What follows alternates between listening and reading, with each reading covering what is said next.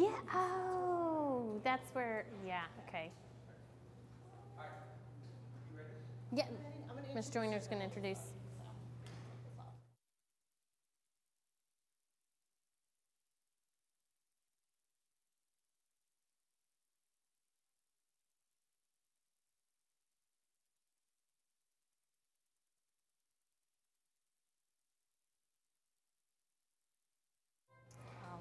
So I am so excited to be here today. So my name is Kelly Locke, and I am the mental health specialist for the district. So my position was created this summer in response to a need for education on mental health to our schools, our students, our parents, our staff members, but the reality of it is sometimes those things can be kind of costly. So now the district has said, let's provide it. And so that's what I get to do. I have a really fun job. I travel around to all 64, and next year it'll be 65 schools, and do presentations. And so this is by far one of the most popular ones. It's called Flipping the Switch on Anxiety, and really it's because anxiety is the #1 diagnosed mental health disorder in the United States right now. But you don't have to be diagnosed for it to affect your life, because every single person has anxiety. We might not recognize it as anxiety. We call it a lot of different things. We call it stress. We call it, lots of things, but it is anxiety. It manifests in different ways for different people.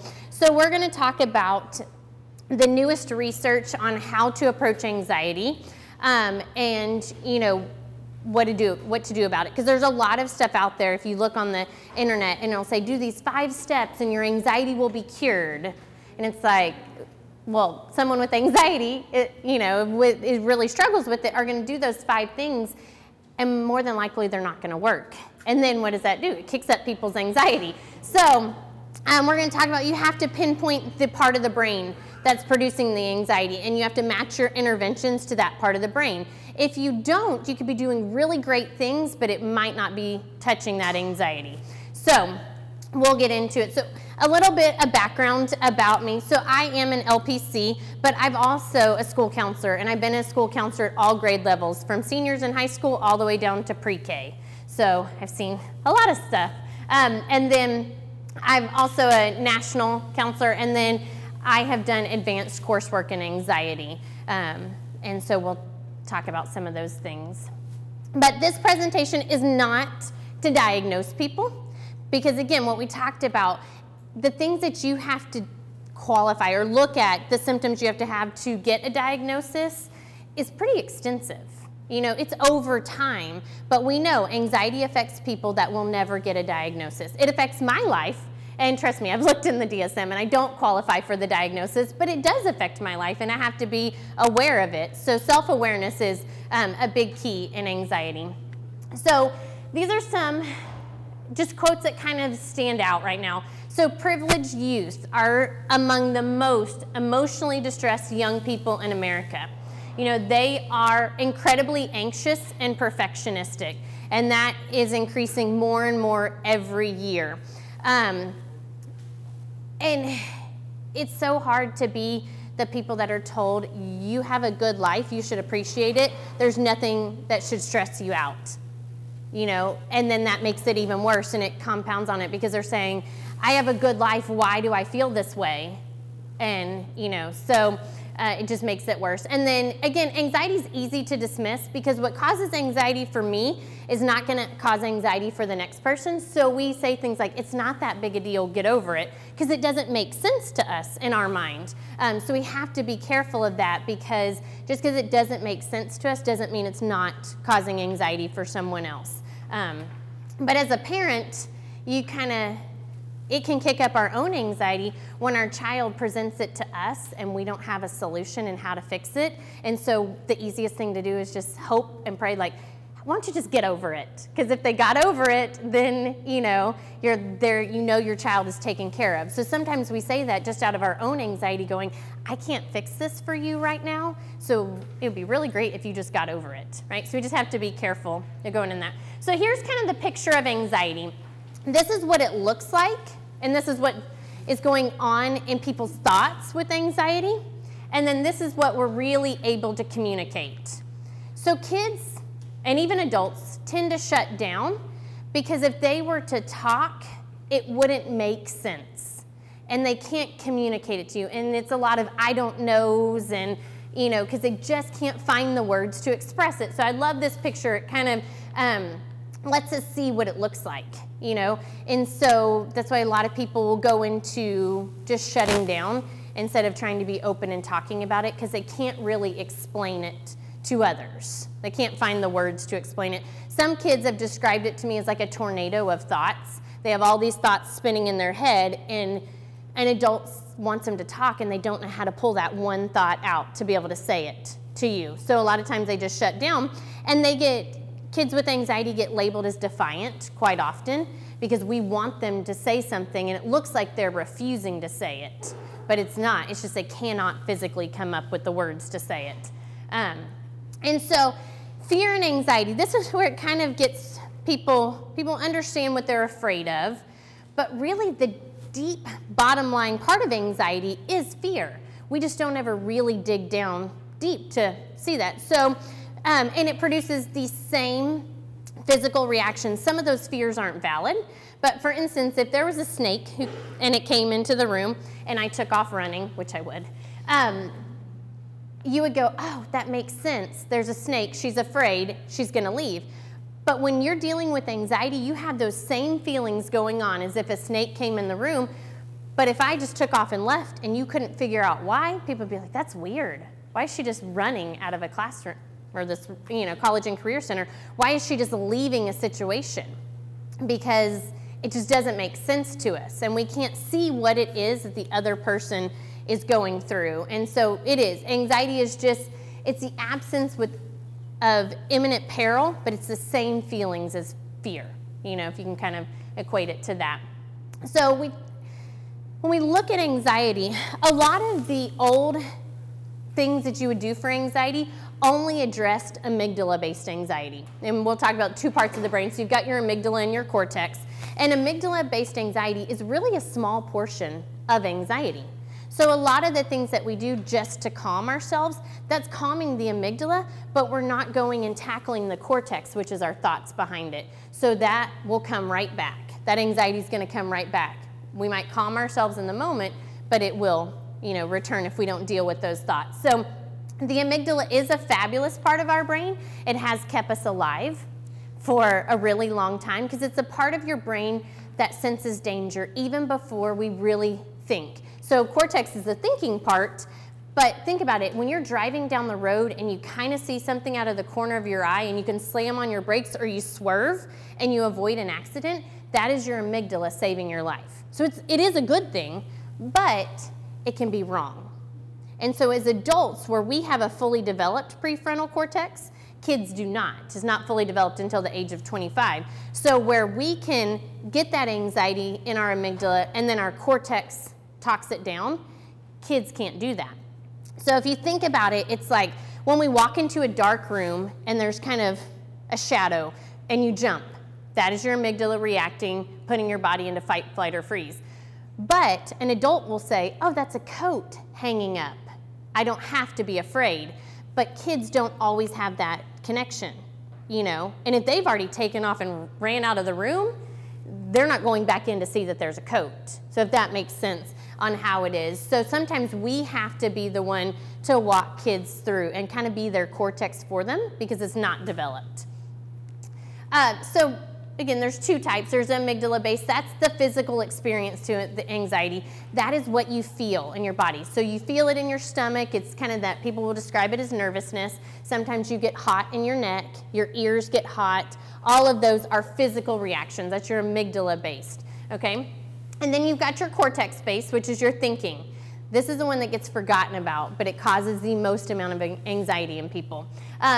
OCD lives in amygdala-based. PTSD, some of it, lives in the amygdala.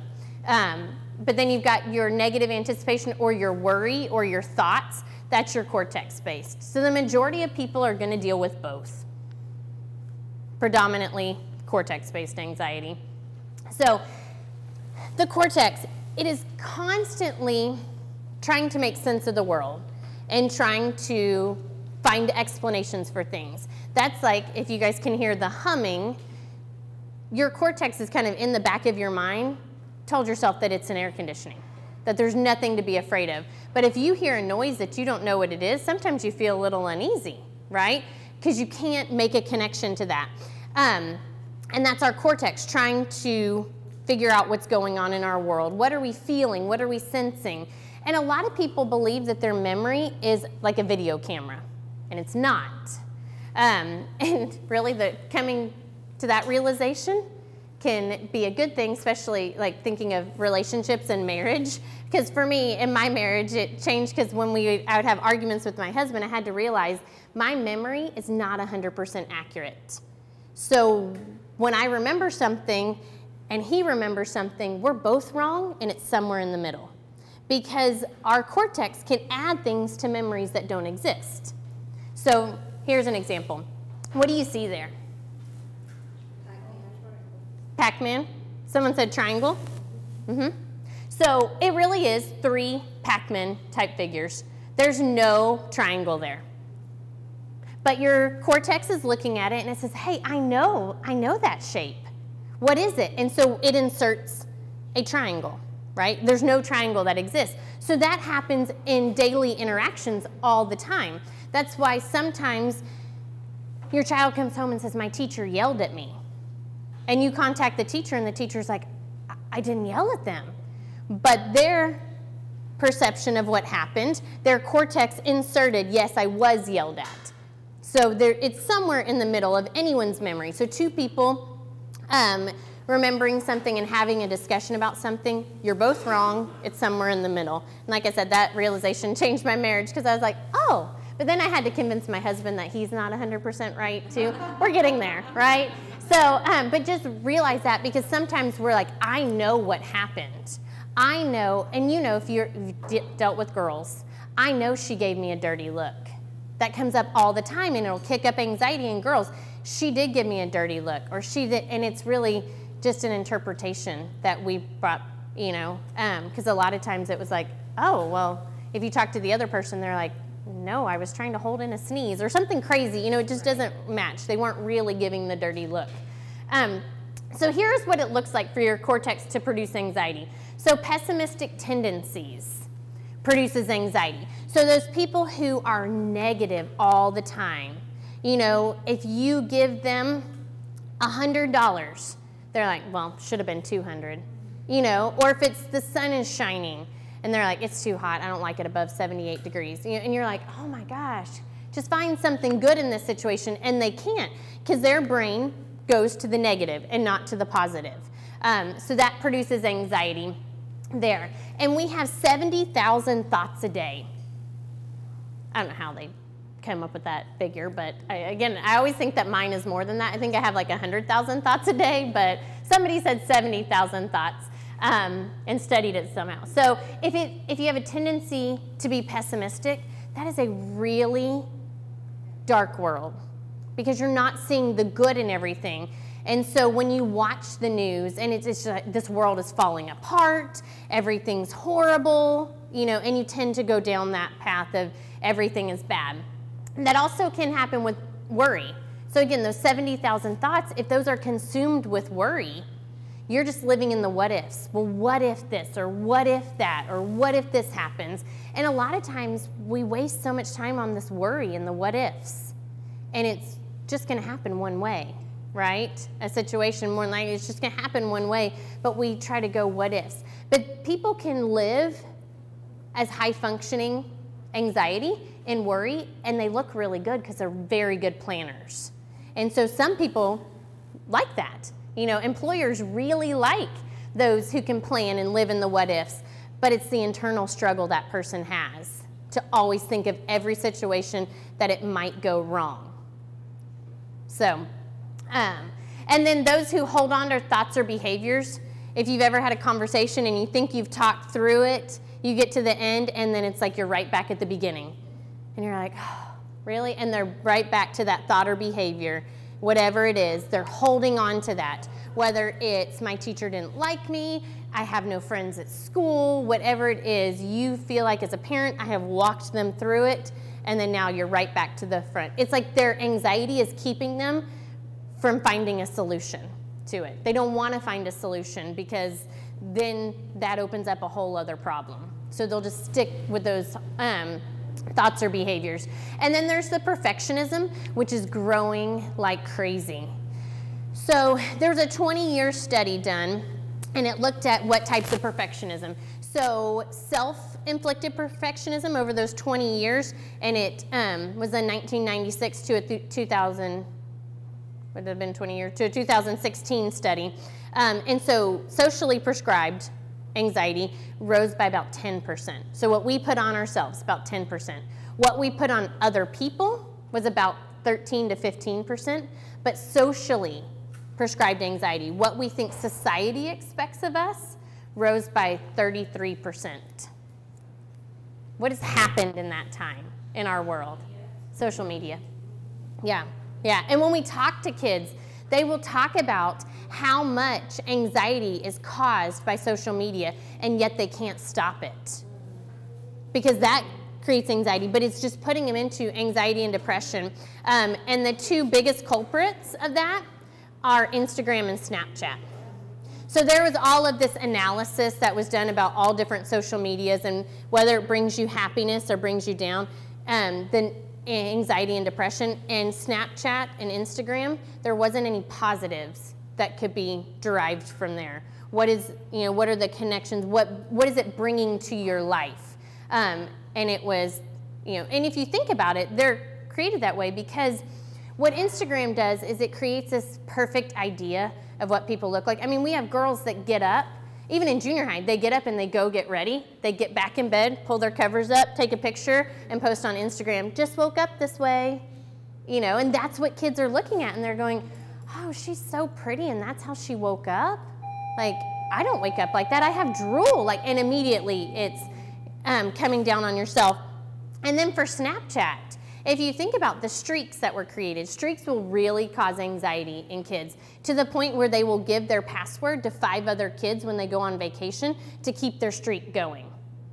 But what does a streak really matter in life? If it goes away, what does that matter? To adults, we're like, it's not that big a deal. But to kids, they put all of their self-worth in that streak. And they're also creating things like the 100 Club. It's kind of starting to go away. I hope it goes completely away. But the 100 Club was created for when I post a picture on Instagram, I give it a certain amount of time. And if I don't get 100 likes in 30 minutes, then I harm myself because it means that I'm worthless. But what they don't understand is that there are tech companies on the other side of that are holding back the likes. And we don't get likes as soon as they come in. They hold them back and they give them to us in bursts so that they can increase our use on social media. So if you're not using Instagram at a certain time of day, just look and see how many likes are flooded into your notifications during that time of day. And it's intended because they want you to come back into the app during that time that you're not using it. They're not going to give you the likes in that flood when you're on the app because they've already got you. So there's a whole Anderson Cooper 60 Minutes called Brain Hacking on that. But the kids don't understand that. This isn't the message that's being given to them. They don't know all this information. So that's why the perfectionism is just out of control. They just feel like everybody expects me to be perfect because everyone else is perfect. And nobody goes through that awkward junior high stage anymore. I mean, when I was at an elementary campus, kids would start getting highlights in 4th grade. And I'm like, what happened to the awkward curly nut with the poodle hair? Before we had straighteners, when we had to get an iron out, they don't know those days. They're getting cheese in 4th grade because we don't want them to get made fun of because their hair looks different, And so there's no awkward stage, that rite of passage that we learn so much from it. Think about how much resilience you have from going through an awkward stage in junior high. Yeah, but we don't realize that. And because it was awkward for us, we want to save our children from going through that. And I get it. Those were some bad times. If I could save my child from going through that stage, as a mom, I want to do it. But then what's the flip side of it? If they don't go through that, they don't learn the resilience that we learned. So There's kids that, and even adults, they see minor problems as huge disasters. Like something happens and their whole world falls apart.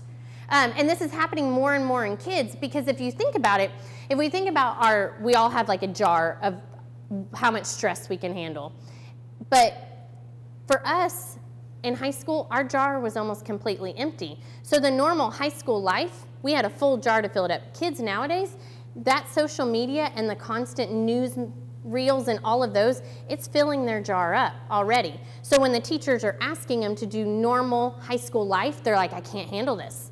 And they're falling apart because their world is already, they're on edge all the time because of streaming news media and social media and all of the connections that they have. I mean, the kids are being exposed to things way too early just because of the devices that they have without restrictions on them. So they can't handle that, and that's increasing that. And then there's the guilt and shame. These kids get overlooked all the time because they look like the pleasers. They are the pleasers, and they are so sweet because they don't want to disappoint you. As a parent, they don't want to disappoint the teacher, so they are the teacher's favorites, but they live in a world of turmoil. So constantly guilty, like they're the ones who always apologize. Like if you're have to come over to the school to bring them something, they will apologize 25 times. I'm so sorry, I'm so sorry, I'm so sorry. And you're like, it wasn't that big a deal. I was driving by here. It's fine, it's over with. But they are gonna live in that. And then the shame of, if I make a mistake, look at how bad it looks on my parents. I'm not good enough to be their child. And they live in that shame. And that is a horrible place to be. And these kids are the silent ones. We don't identify them very often because they try to please everybody so that everybody is always happy with them. And then also the assuming what we think is actual reality. You know, those my way or the highway people, they're like, I know what happened. You know, and even as parents, those who really put in a lot of strict rules and their child cannot even sneeze without their approval, that's all their anxiety coming out because they want to control their child's world. So the lawnmower parent is also a parent with anxiety coming out because you're just going to plow any obstacle so your child doesn't have to feel uncomfortable, so you don't feel uncomfortable. So we've just got to be aware of that as parents. And so what I did was, the book that I originally discovered for all my anxiety, it's referenced in there. It's called Rewire Your Anxious Brain, and it comes with checklists because I love checklists because it helps self-awareness. And so what I did, they're all in the appendix, but I put a summary of what we see most in schools and kind of put it so you can just get a quick reference, like, is this the way I need to go, or am I nowhere near the cortex-based anxiety? Okay. And so when I first created this, I only had a C column, and then I realized you have to add a P column because you're not going to have a child with anxiety without a parent. And that's not a bad thing because I know with my own 5-year-old, I know where she gets it from, right? So when we're working with perfectionism, I'm like, I'm sorry I gave that to you. But we give our kids all kinds of things. We give them bad teeth, bad eyesight. You might as well give them anxiety too, right? But there are people who will call themselves anxiety professionals, and they will say, parents, you did not give this to your child. This is not from you. And so I think that's wrong to say because for the parent, that's going to kick up their anxiety going, well, what happened? How did they get it? And for the kid, it says, I'm weird. Nobody else goes through this. I'm alone. So I'm like, you've got to stop saying that because it does come from the parent. But again, it's not a bad thing.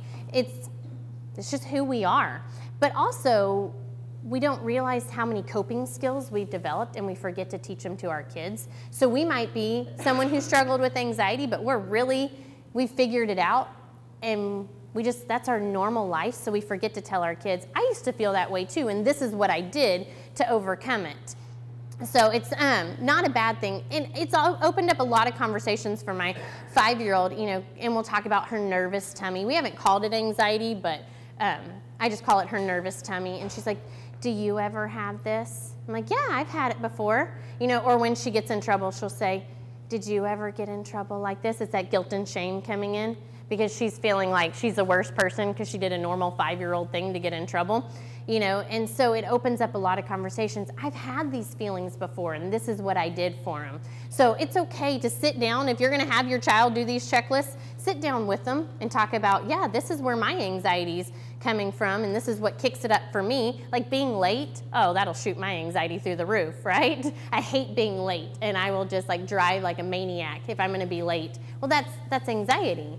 So I can say, this is what I did to overcome that. I make sure I plan ahead and I show up, but we forget to teach our kids that sometimes. So the amygdala, we talked about that. That's the fight, flight, or freeze, right? It's the part of our brain that keeps us alive, but it can be wrong. It takes a very quick picture of our world and then reacts on it. So sometimes we feel like we're in danger when we're really not. You know, but it is a good thing. It's that thing in our gut that tells us walking down a dark alley at night isn't the smartest decision. So you don't do it. You know, so there's two sides to it. You just can't let it get out of control. But what science is proving is that social media is enlarging our amygdalas and shrinking our prefrontal cortexes.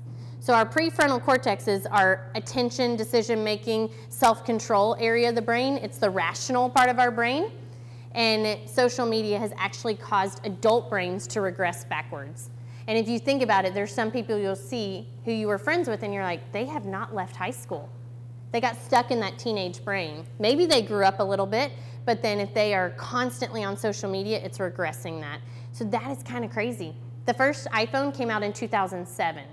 You know, we're just 12 years into this. We don't know what all this is. Snapchat and Instagram were 2011 and 2010, or 10 and 11. You know, so we don't know what it's doing to our brains. And our brain is a muscle, and it can change. So we've just got to be aware of that. And that's what it's doing for kids if they're constantly on that social media. And for boys, Fortnite or any gaming where they're hooked up online, that's their social media. They might not get on Instagram or Snapchat, but their social media is a video game because they're connected, right? So it's the same thing. And so it's actually, when they're in brain development, their amygdalas are getting larger, which means they're emotional all the time. You guys live with teenagers. You don't need them to be any more emotional than they already are, right? So this is kind of the summary of the amygdala-based. Sudden rushes of anxiety that seem to come out of nowhere. I've had that sitting at a computer, and it just kind of like hits you. And you're like, I'm a little shaky right now, and you know, and it's probably, sometimes it's amygdala-based comes up when we finally just sit down. And it's all of the anxiety that we've been holding off, and it just hits us at once. And so get nervous and you can't concentrate well. There's so many kids who either self-diagnosed ADHD or they've gone to a doctor and said, I can't focus, that it's really anxiety, and yet they have an ADHD label because they look the same. But if we look at our numbers of ADHD diagnosis in the United States versus the rest of the world, we're at 11% about. There's other countries that have 0.5%. But those countries too are also banning cell phones in schools and things like that. So there's a lot of difference there. But just be careful because, again, the most common thing we think of is when you can't focus is ADHD. And it can even show up as hyperactive, and it's anxiety. So just always look at the whole picture. And there's a lot of doctors now. That's why pediatricians are asking for full psych evals before they'll diagnose ADHD. And I know it's kind of a pain to go, I have to go to one more person, but it is what we need because the full psych eval will tell us, is it anxiety or is it ADHD or is it something else before we just go to ADHD, because then you guys are caught with the question, do I medicate or do I not? You know, and I have conversations with parents all the time, and I have for 11 years of, I don't know, should I medicate my child? That's a big decision, right? So always look at the whole picture. And then this is the test anxiety people. During a test, I can't remember what I've learned. So there's kids who go blank in a test. Just teaching them some calming things before the test, just recognizing that's your anxiety. You just got to work and calm it. So that's kind of the amygdala base. So this is what it looks like in the classroom, just in case you've had any of these conversations with teachers and they mention some of these characteristics of kids in the classroom. Again, sometimes these kids can look, they get called lazy, they get called defiant, just because no one knows what's going on in their brain. Because if you look at them, withdrawing, fleeing from the classroom, skipping class, daydreaming, seeming to sleep, avoiding others, I mean, those can be called a lot of other things, right? And then fight is acting out, behaving aggressively. Those boys who get in fights constantly and they're always fighting, that's anxiety. That's what's causing them. Their body is going into fight, flight, or freeze. I know they think they're macho with it, but it's not macho, it's your anxiety, right? Those who act silly or they're hyperactive, those who argue all the time, it's really their anxiety, right? And then screaming and yelling can be fight. Freeze, those are the numbness, those that refuse to answer. Also refusing to get needs met. So if they don't want to go eat. I used to work with elementary kids, and I have to climb underneath the table when they refused to go to the cafeteria for lunch. They were underneath the table, and that was their safe place. And I'd ask them, are you hungry? Yeah, but they would not go eat. Well, their anxiety was keeping them there, and they didn't care if their needs were being met at that time. So it can be that powerful. You would give up, your basic needs for it. Giving a blank look and then feeling unable to move or act. So, sleep and anxiety. If I could start a movement in the U.S., it would be to get sleep. Because there are kids who are being diagnosed with anxiety and depression that it is sleep. It is in our control. We could get rid of that for our child, that mental health disorder, if we got sleep. That doesn't mean that works for 100% of people, but there is a population that just needs sleep. And the sleep deprivation is causing the anxiety and depression. So we don't know which one causes which. Is it anxiety that causes lack of sleep that causes anxiety? But we do know that not getting enough sleep makes your amygdala activate 60% more often than it would. So 60% more often you are going to feel anxiety. So we see it in a lot of our high-performing kids, our academy kids, our kids who are at the top of their class. They're perfectionistic, they're not getting sleep because they're up all night, and then all that's doing is kicking up that amygdala even more. And they live in such a world, but they can hide it really, really well. Those kids are we call them the ducks, where they cruise across, but if you look under the water, they're paddling. Yeah, it's the duck syndrome. So elementary kids need 9 to 11 hours of sleep. And I know that's hard. I have elementary kids. And I know even so my nephews play baseball. They're really big into it. And my 6-year-old nephew has games until 9:45 at night. I get that that's what our world has gone to. Because what have they done? They've said, parents, your child will not be successful unless you play this sport, unless you do this travel thing, or you get them in this club or that club. Well, travel sports are a $9 billion a year industry. Who's benefiting from that? Because it's not coming in my pocket, but I don't think everyone's bad. I don't think every coach at CAYB or whatever organization it is bad. They want as many kids as they can to participate because baseball was good for them. So some of it is we just need to educate on, as parents, we need to take back and say, our kids need to be asleep. What can we do about this? We can't have 6-year-olds out till 9:45 at night on a baseball field, because really that means they're not getting to bed till 10:45 or 11, realistically, And so we just need to, as a community, come together and say, we've got to take back sleep, and what can we do about it? And then teenagers need 9 1/4. They're not getting that, I know. Freshmen, when I talk to freshmen, I just talked to some today at the Woodlands 9th grade, they're all normally getting pretty good sleep, because y'all are still kind of in control of that. But as they get to be juniors and seniors, they'll tell me around the district, on average, it's 3 to 5 hours of sleep a night. And so they are sleep deprived, and that is where we see a lot of the spike in anxiety and depression, because you have to have sleep. And that's a whole other presentation. I could spend an hour on that. But you've got to have that. So if we can just get them to realize the importance of sleep and staying up all night studying, their brain has to go through the entire sleep cycle in order to put that stuff into long-term memory. So it's all wasted. If you stay up all night long studying, it is wasted. You cram it, you might perform on the test and do well. You might hold it long enough to take a test, and then it's gone. That's why we have so many high-performing kids that can graduate with honors from high school and flunk out of college. because it doesn't work that way in college. They can't hold on to that information long enough for college. And so we've really got to teach them the importance of sleep. And I have kids that will tell me that they go to sleep when their parents tell them to because they want to get their parents off their back, and they set an alarm for when they know you're asleep. And then they get up and they have a whole nightlife on social media or on video games, and they set another alarm that tells them it's time to go to sleep, and they go to sleep in enough time for you to come wake them up. So you, as a parent, you feel like they're sleeping and they have fooled us. Is what's happening, you know, because they want to be online at night. If you look at, I mean, that's when the active time online is for social media and for video games. I mean, it's a huge world that's happening at night, and they don't want to miss out on it. So it's like their FOMO, their fear of missing out, kicking up, and they want to be a part of it. So it's hard for them to understand. Remember that prefrontal cortex isn't developed. Yeah. What would it do to them if we take all that stuff away from them? Yeah. You can't take it all at once, because what we are seeing is extreme. Like, I've got this and now we take it away, so I feel like my world has crashed.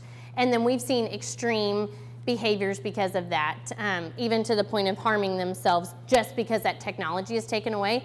So it's better to educate. So Apple did come out with, you know, the screen time.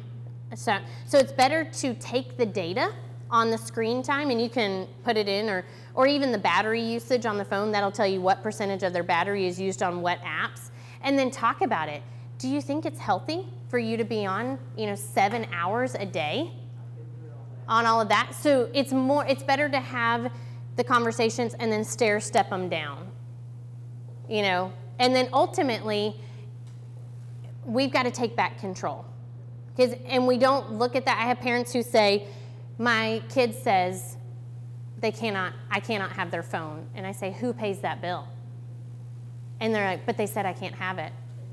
But who pays the, you know, we gotta take them back. And it is, kids will get into our anxiety as a parent to get their way.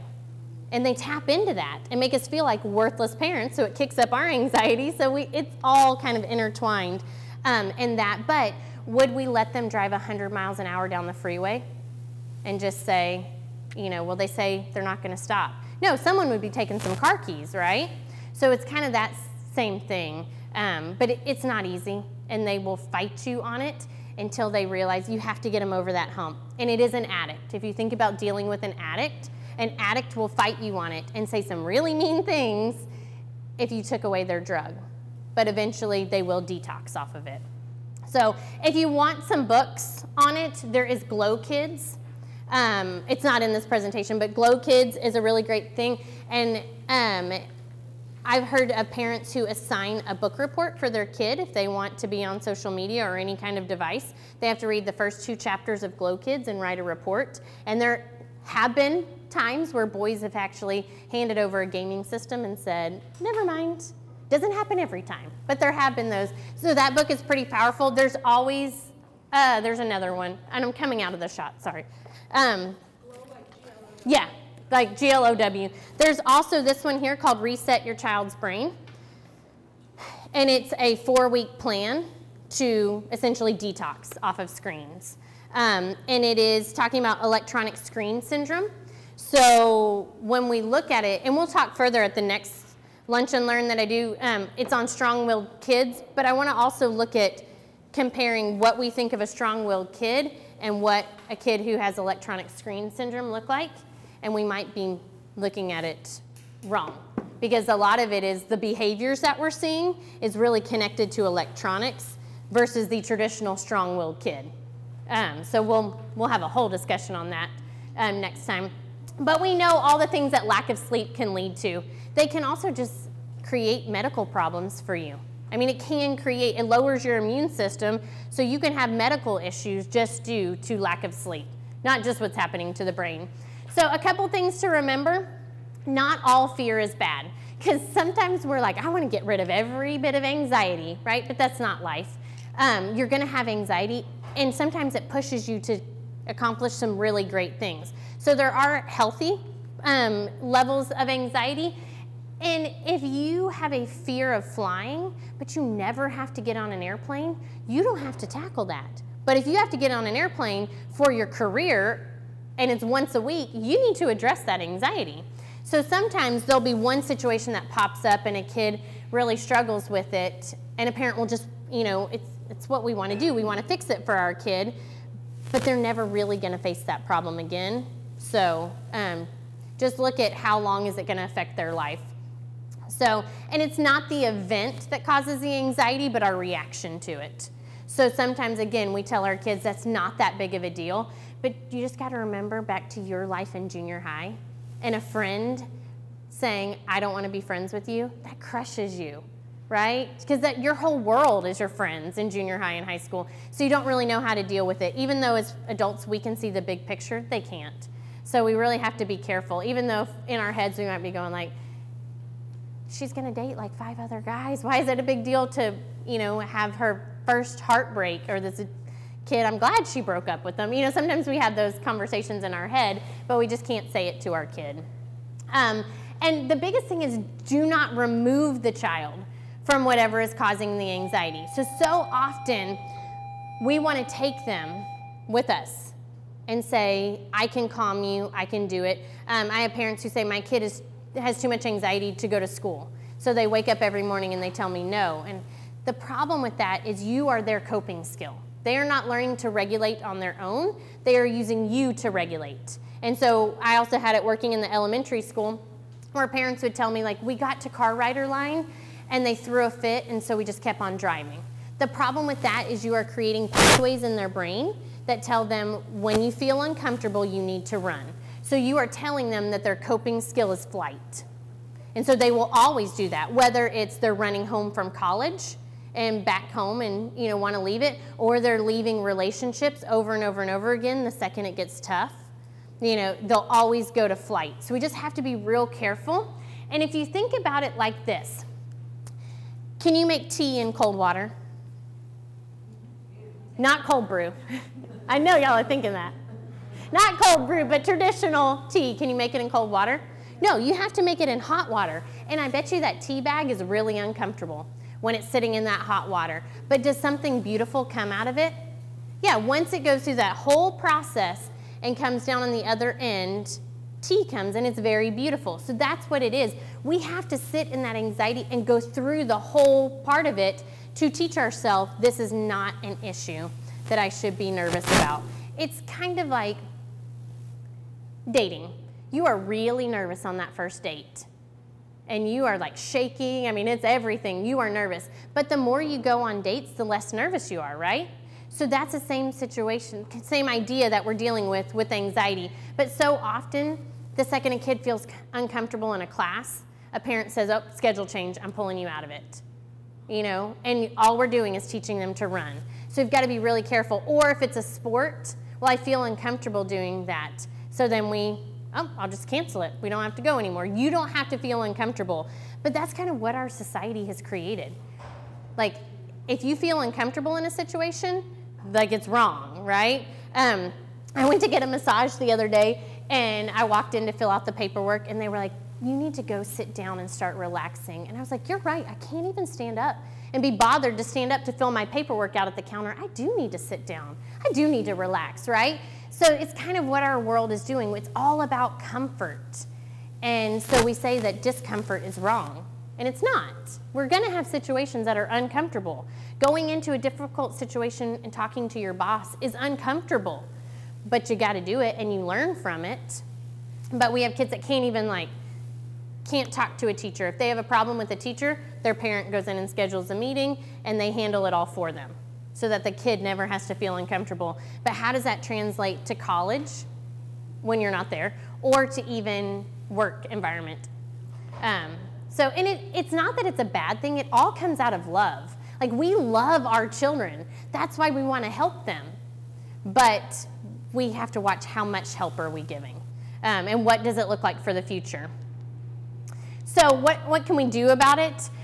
If you have someone who's really stuck on those negative thoughts, really pushing up gratitude. So having an attitude of gratitude is proven to produce dopamine and serotonin in the brain. but we're just less and less are we grateful for things in life. We've just kind of become, we expect things to happen. Like, I expect that my package on Amazon Prime is going to show up in 2 days, and when it doesn't, I get a little irritated because I've expected it, instead of like thinking, I'm so grateful that I can afford Amazon Prime to have something show up in 2 days. So what? This one thing didn't show up. It's not the end of the world. But we don't have those conversations with ourselves, right? No, it's like, I paid for it. It better be here in 2 days.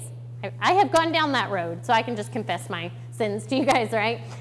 So really having kids build up that attitude of gratitude. What are you grateful for? Instead of what do I not have, what are you grateful for? And you are going, and that in and of itself is going to fight anxiety and depression. Because dopamine and serotonin are the antidotes of anxiety and depression. We need those in our brain. Dopamine makes us happy. Serotonin is the chemical that makes us have a sense of purpose in this world. So serotonin is what people equate to when they say self-esteem. It's really just serotonin in the brain. So there are other things, video games, cell phones, they all give dopamine and serotonin, but they give it in bursts and then it goes away. Just like drugs give dopamine and serotonin. They give it in bursts and then they go away, so we're always searching for it back. But if you can do gratitude, that's lasting. You know. So here are some apps, because some kids will not do anything unless there's technology we can use to our advantage, right? Headspace, all high school kids are telling me they love it right now. I even started using it. You can do Headspace for sleep. It helps you, kind of trains you to do mindfulness, because it's not an easy thing to just shut down your brain. And I tried it. It's really uncomfortable for that first 5 minutes. It seems like forever. So you start with 5 minutes and then you build up to 10 minutes. And you're like, oh my gosh, has it been 5 minutes yet? It does seem like a while, but it walks you through it. You can, whether you're beginner, intermediate, or advanced on mindfulness. So the kids really like Headspace. And then Calm was just named like the #1 mindfulness app in the United States. So that's another one. And all of these do something different. So you just kind of have to research them and see what's my need and which one addresses it the best. So then, worries. So we've got that worrier kid, that what if, and they don't make sense. They can be all over the place. So you as parents, if you want to kind of figure out what's the root of their worry, having them do a worry box for younger ones or a journal for older ones. So every evening you sit down with them and they write out their worries. If they're younger, you have a box or a jar. I used to do it with old spaghetti jars that they could decorate. You have them put that worry in the jar and you tighten it as tight as you can, and you say, I am taking your worry from you. And if they are young enough, they believe it, and they're like, oh, thank you.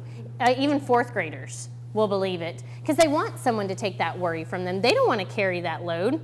So you can, and so you're spending time with them, you're listening to them, and you're giving them that set amount of time to worry. So when they come back later on that night and want to bring up that worry again, you're like, oh no, we already put it in the jar. It's done. You don't have to deal with it anymore.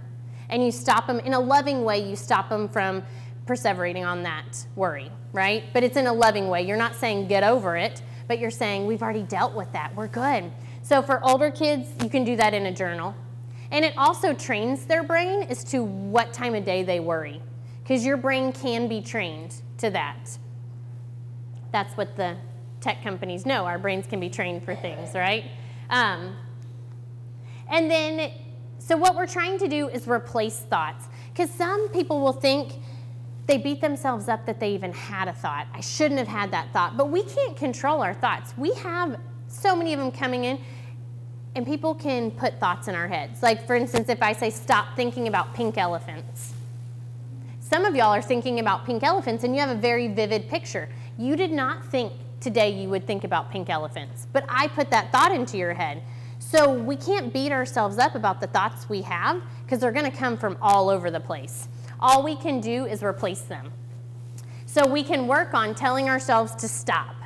Like, we've got to stop this thought, and then what is our replacement thought? So you can you can do this on index cards, where you have the anxiety igniting thought on one side, and on the other side you have the coping skill. Another way to look at it is you could do it in a chart like this. Older kids might like the chart. Younger ones, the index card works best for them. So you kind of take their worries figure out what it starts their anxiety, and so you use their words from that worry box or journal.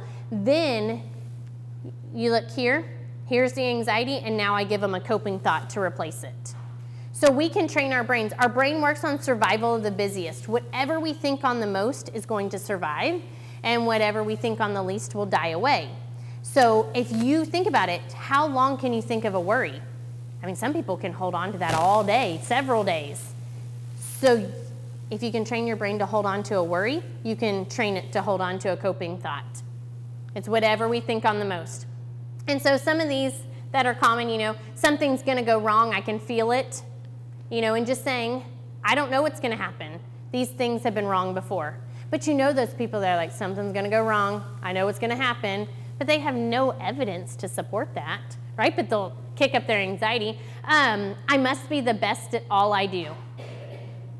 That's our perfectionist, right? And saying no one is perfect. I'm human and I'll make mistakes. Every single person will make mistakes, and you learn more from failure than you do from success anyways. That's what I try to tell myself every day, right? Especially when you make a mistake, you're like, I'm learning something. This is uncomfortable though, right? Everyone should like me. A lot of girls fall into that trap. Everyone should like me, so that when that one girl says they don't like them, it crushes them. But really, you can't be liked by everybody. You can't. So then this leads to having self-awareness, using these charts, leads to a term called cognitive diffusion. So once they get to that point, maybe they don't need the chart or the index card. They can just get to the point where they're going, oh, this is a thought that's going to cause anxiety for me. Like, I need to stop it. So I know being late causes anxiety for me. And I got in traffic the other day going to a campus. So I was literally coaching myself on the way. Like, it's going to be okay. You're not going to get fired because you're late. Everyone gets stuck in traffic. And I talked myself all the way to the campus, and it worked out. But, I mean, I could feel it. My anxiety was starting to rise because I hate being late. And then those thoughts were starting to come in. What are you doing? You have a whole room full of people waiting on you, and you're late. You're wasting their time. So all of those thoughts start flooding, so I had to push them out. So everybody has to do this, you know. So you can use the counselor type term. I'm not that nice to myself. But if you want to, you can be all sweet to yourself and just say, be careful of this. I normally tell myself, like, stop, this is stupid. Oh, that works too, whatever. So then also distraction. And play looks different for your child depending on the age. But play does not involve any electronic devices. It is getting outside. It can even be playing board games. That's fine if it's raining like today. But it's really getting outside and playing. So you will get a better product from your child if they are a perfectionist, if you let them play before you start any homework.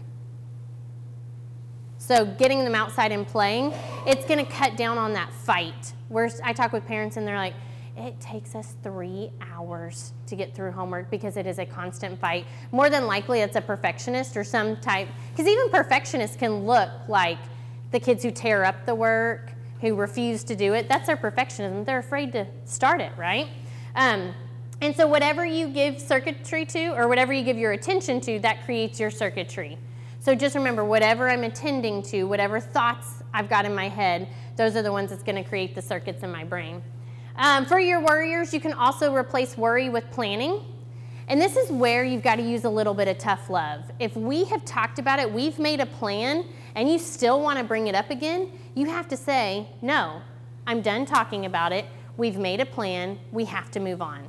And that is so hard because people will judge you. They will be like, you're not listening to your child. You don't care enough about them, right? But that's not what it is. You know we cannot keep going down this road because all I'm doing is feeding that worry. They want to keep talking about it, right? And they'll get creative. They'll talk to like 5 other people because they know eventually you're going to say stop and move on. I even do it to myself. I call my mom, then I'll call my sister.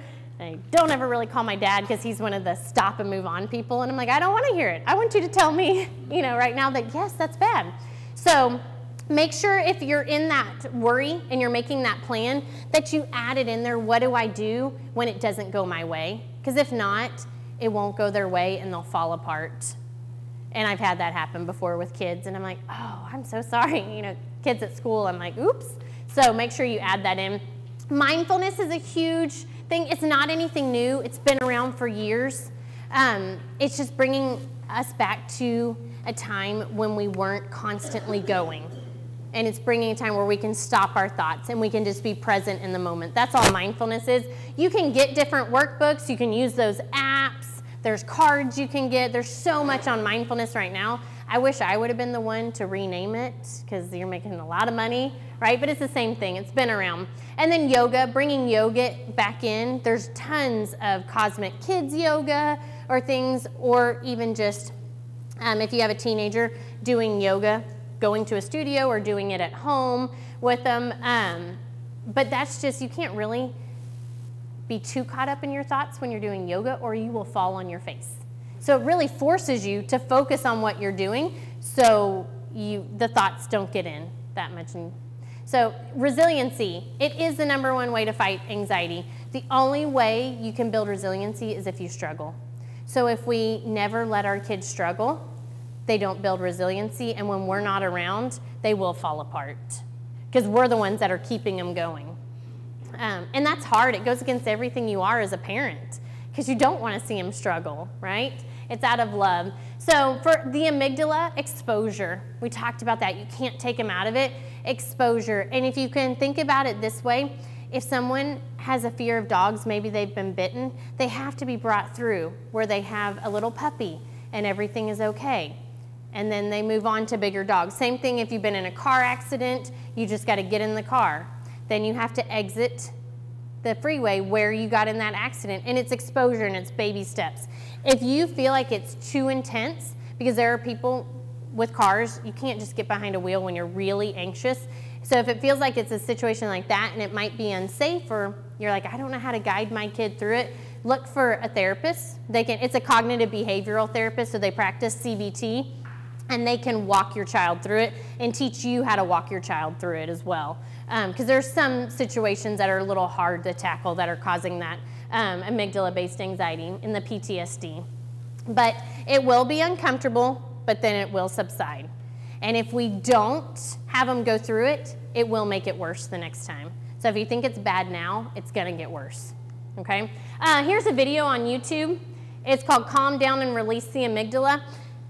So it walks kids through. They don't realize it. They think they're learning about their brain, but it's actually calming them down. It has them do star breathing. I used to have it in my office, and I'd let kids do it. But it's kind of funny. It has a caveman, and so it just kind of teaches them about their brain, but it also calms them down at the same time. So there are ways to use technology to our advantage. And then grounding techniques. These are good because kids will have them anywhere they go. Sometimes when their calming technique is, we teach them like to use a squishy ball, and then the minute they don't have a squishy ball, they don't know how to calm themselves down. But with grounding, they'll always have that. That's just their senses. And so teaching them grounding exercises there. So if you want immediate effects of the activation of the amygdala, you've got to do breathing, aerobic exercise, and yoga. So aerobic exercise has been proven to be more beneficial than medication. We have to be really careful with medication for anxiety. No medication was ever created to work in the absence of therapy. So they were created to work together. So there's SSRIs and SSNIs. Those are the most common ones, and that's like fertilizer for the brain. But fertilizer can make weeds grow. So the intent of it is to grow the good thoughts, but if you don't have a specialized person who's pulling the weeds and taking out those bad thoughts, those will grow too. So some people see an increase in their anxiety after getting on medication. Other people, there is the benzodiazepines, the benzos, that just shuts down your amygdala. The problem with that is it feels really good to have no amygdala, and that's where we see a lot of addictions come out of that. So we just have to be really careful with the anxiety medication. So these are the things, if you want to activate or change the general level of the activation, you've got regular exercise, yoga, and adequate sleep. We can all do this, right? It's not anything that is out of our control. And then exposure is going to change the circuitry of the brain. You have to rewire it. So that's just what I told you about exercise. So 20 minutes of exercise will decrease your anxiety by 4 to 6 hours and muscle tension by an hour and a half. So again, 20 minutes of aerobic exercise is gonna make your evening with your child who's anxious a lot better. It doesn't mean it's gonna get rid of all anxiety, but it will reduce it. Most of the time to a manageable level. Ways to improve good sleep, we've gotta go back to that. There should be, the recommendations are no caffeine under the age of 12, and then 12 to 8, well really 12 to adult, full mature brain, 100 milligrams of caffeine a day. So if you think about it, an 8-ounce coffee has 95 milligrams of caffeine. Starbucks tall is a 12-ounce. So most of our kids are over-caffeinated at the moment because they love it. They all hang out at Starbucks, but that is increasing the anxiety. So there's the references on that and then the appendix there for you. So you'll be able to sit down with your child and pinpoint exactly what part of the brain is producing the anxiety so you know you match your interventions for that. So we kind of went fast and furious and we hit it right on the hour mark. So we're going to go ahead and cut that, and if you guys want to stay and hang out and answer